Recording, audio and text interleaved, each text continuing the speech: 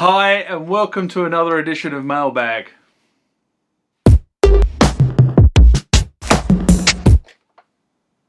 Okay, this is Mailbag, common feature of the channel. It's where I attempt to answer questions that you guys have left on the channel, or if I can't answer them, I have a good go at answering them, or I throw them out to the wider Tubi community to try and answer on behalf of somebody who's raised the question.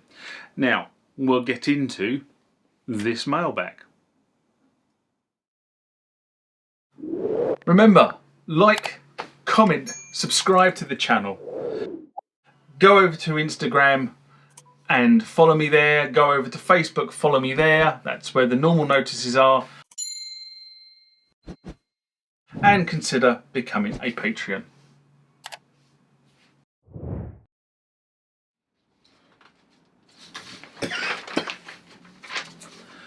I think I'm slowly losing my voice. One of the housemates' sons has got a cold, and he came round the other day, and I think the little bugger's given it to me. I say little bugger, he's bigger than me.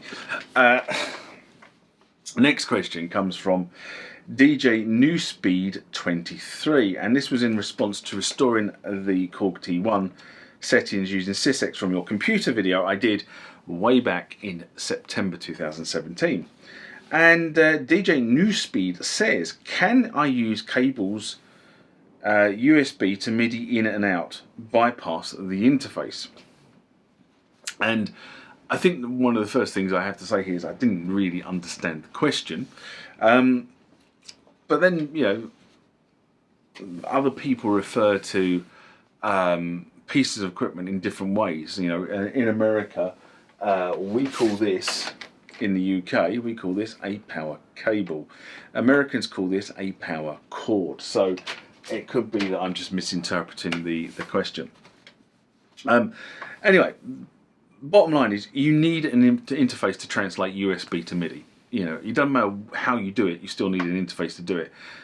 Whether you've got something that's built into the computer, say for example the Yamaha CX-5M or the Atari or the Amiga, they had interfaces built into the machine that actually spat out MIDI, so you didn't need an interface, whereas a modern day Windows machine doesn't have a MIDI interface. You need something that effectively converts the output into MIDI. And it can be as simple as a single in and a single out. You don't necessarily need a all singing, all dancing MIDI interface. You know, something cheap and cheerful for, I don't know, 40-ish pounds. You probably get them slightly cheaper on the interweb, but you don't need an expensive interface. That's the first thing to say here. You know, but if you're going to start dealing with keyboards from the sort of 80s, 90s and into 2000s, before USB was prevalent, and even machines produced into the 2000s, the USB was pathetic.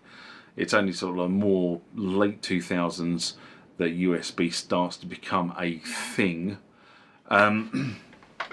So that's what I would say. You just need an interface to do the translation.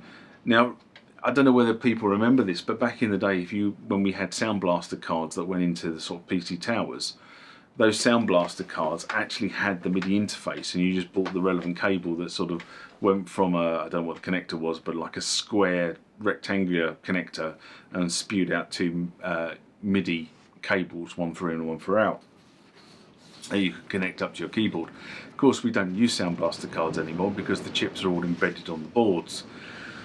So you do have to buy an interface that plugs into USB to do the translation. Anyway, what I was going to say here, you can hear the wind whipping around the workshop. My God, it's very cold today. But what I was going to say is I use a very, very simple MIDI man device. And again, I said to you, it didn't cost me a lot. It was around about the £45 mark. I bought it brand new. And the only reason I bought a brand new MIDI interface a couple of years back was because the MIDI interface that I had, that was probably 10 or 15 years old, the drivers, so Windows 10 and whatever version of Mac OS I had upgraded to at that point, the drivers for this particular MIDI device were no longer supported on the Windows and Mac platform. So I couldn't use it anymore. It became useless to me, and I put it on eBay, and somebody decided they wanted it instead. So, but you've got to be careful about this stuff. So what I would say is the device I now use is class compliant, doesn't need drivers. Okay, so you just plug it in, the machine understands what it's meant to do to talk to that. So that gets around all the driver rubbish that we have with, you know, some of the Roland Boutique stuff, the Area stuff, and some of the other manufacturers. And I do apologise, Roland, for using your name there, but the number of queries I have on this channel relating to the drivers, relating to the boutiques, you would not believe. Anyway, the other thing I would say is I stopped using a single cable setup. Now, I said you can use a single cable setup, and I had a Yamaha, I can't remember what the interface was now, but it was effectively, it was a USB dongle that spawned effectively 2 MIDI cables and in and out. And I stopped using that because what I found was it worked fine for transmission. So if I send in note data from the keyboard, one of these things, down to the computer, or I send in note data from the computer back to the keyboard, worked absolutely fine. It was blinding. Very, very simple. If I was trying to send sysx or control data down the cable, spectacular fail. Okay, didn't want to know, didn't want to work. So in the end, I got to the point where I just went, you know what, this is just too painful. I'm spending a lot of time trying to do something that was really simple. So as I said, I splashed out on a 40-ish pound. It wasn't, as I say, it wasn't particularly expensive, but it was a cheap MIDI interface. Now, yes, I have a all singing, all dancing MIDI interface in my standard studio setup. It's a Mia 10, which is the interface I use.